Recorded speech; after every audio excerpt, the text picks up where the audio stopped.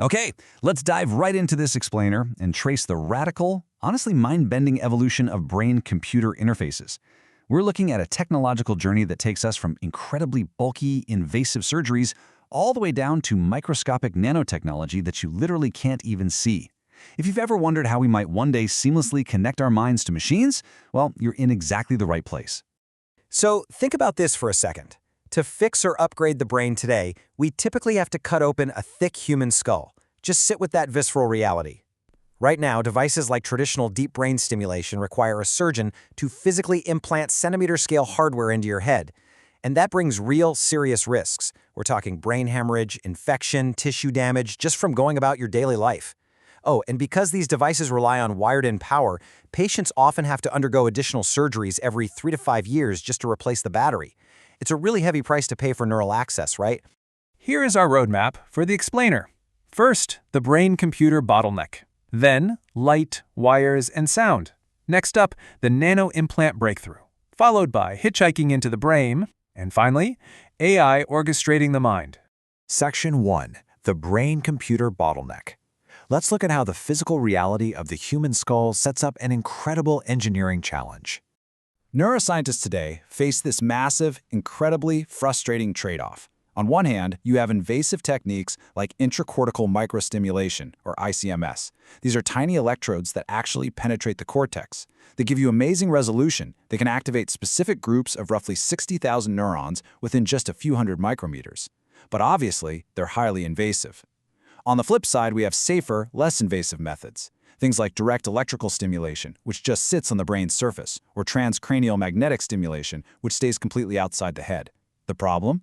Well, as soon as you move outside the brain tissue, your resolution totally plummets. I mean, direct electrical stimulation requires about 280 times more electrical charge than microelectrodes just to get a signal through. And the completely non-invasive methods, they simply can't reach the deep brain targets we need to treat conditions like Parkinson's disease. So you're stuck. You either get precision with high risk or safety with low precision. Section 2. Light, wires, and sound. Let's see what mid-scale alternatives scientists are currently playing with to bypass this bottleneck. Let's contrast two absolutely fascinating options leading the field right now. First up is optogenetics. This uses viral vectors to insert light-sensitive proteins, called opsins, directly into specific types of brain cells. You can then trigger these neurons with millisecond precision just by shining a literal light on them. The catch, though, is that it requires permanently genetically altering the brain. Plus, light falls off drastically as it travels through neural tissue. It actually drops by 90% after just 1 millimeter. It's kind of like trying to shine a flashlight through a super dense, foggy forest.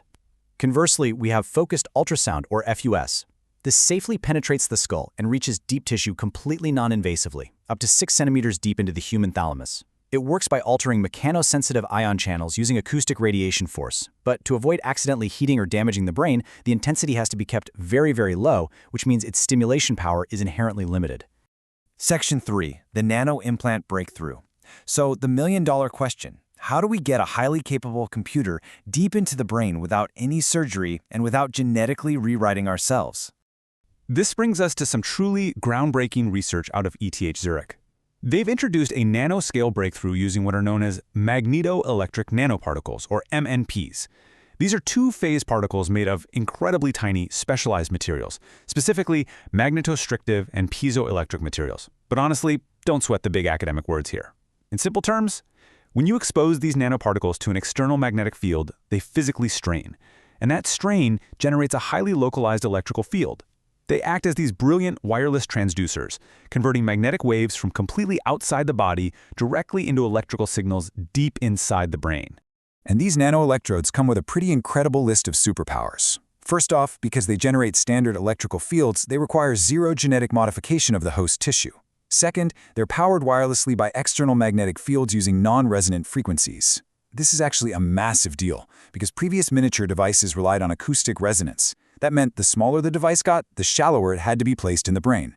MEMPs completely break that rule. And third, researchers have already proven this works in freely moving mice. No wires, no bulky battery packs strapped to their heads, just an external magnetic field interacting with injected nanoparticles to achieve deep brain stimulation.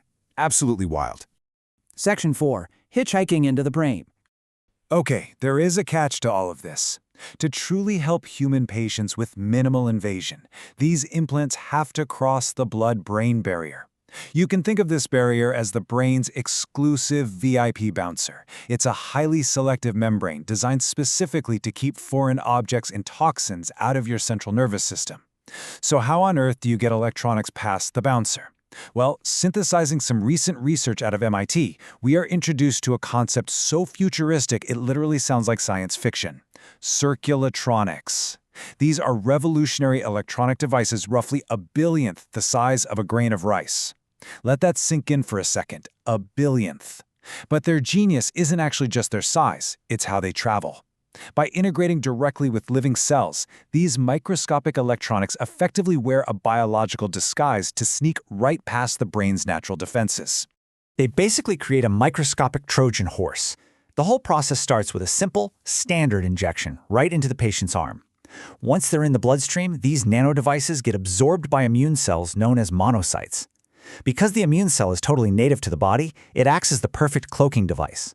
The monocyte just naturally travels the bloodstream and easily sneaks right past the blood-brain barrier. Once inside the brain, they migrate directly to the target area.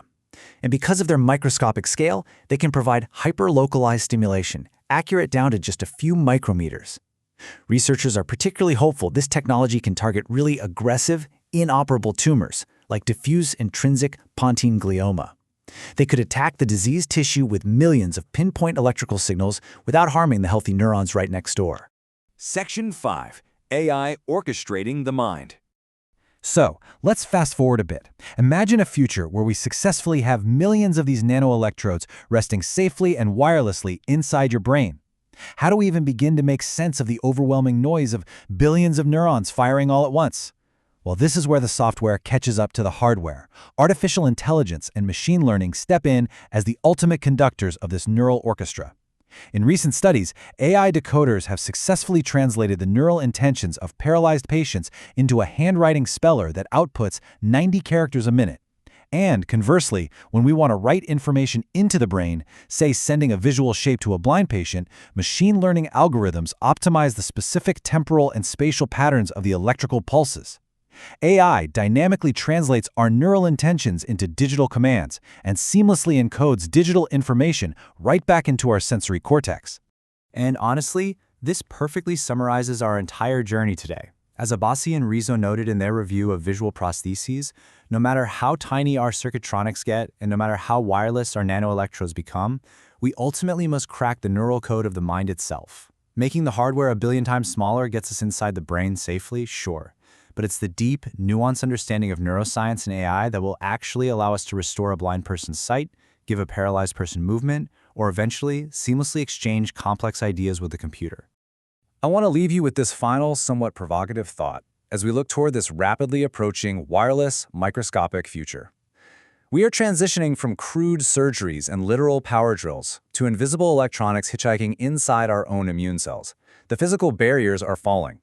So when that day arrives, and your mind is finally and seamlessly online without a single wire in sight, what are you downloading first? Thanks for exploring the cutting edge of brain-computer interfaces with me today. Keep asking those big questions, and I'll see you in the next explainer.